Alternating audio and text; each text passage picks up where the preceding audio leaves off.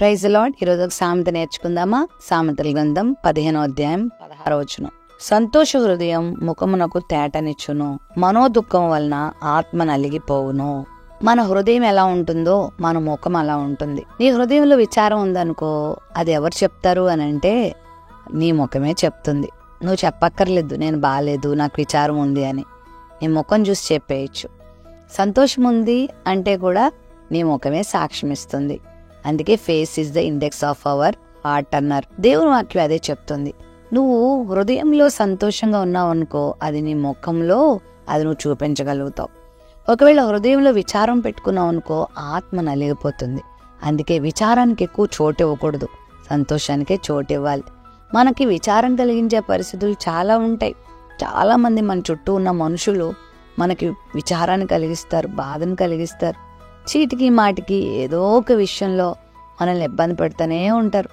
ఈ లోకమే అలాంటిది. ఈ లోకంలో ఉన్నటువంటి మనుషులు అలాంటి వాళ్ళు, పరిస్థితులు అలాంటివి.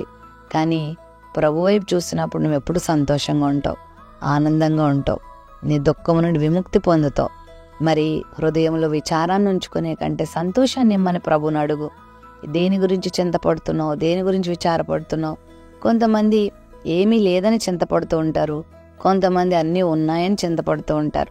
దేనికో దానికి వారు నిరాశ నిస్పృహ కలిగే ఉంటారు. పాజిటివ్ యాటిట్యూడ్తో వాళ్ళు ఉండరు, అనుకూల దృక్పథం ఉండదు ఏదో ఒక దానికి. మరి కృతజ్ఞత లేని హృదయంలో విచారం ఉంటుంది, కృతజ్ఞత కలిగిన హృదయంలో సంతోషం ఉంటుంది.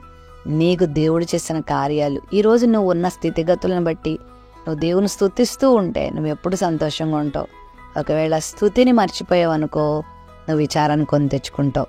విచారం కలిగి ఉందనుకో నీ హృదయం, నీ ఆత్మ నలిగిపోతుంది. సంతోషం కలిగి ఉంటే నీ ముఖంలో తేజస్సు ఉంటుంది, నీ ముఖంలో దైవ ప్రకాశత ఉంటుంది.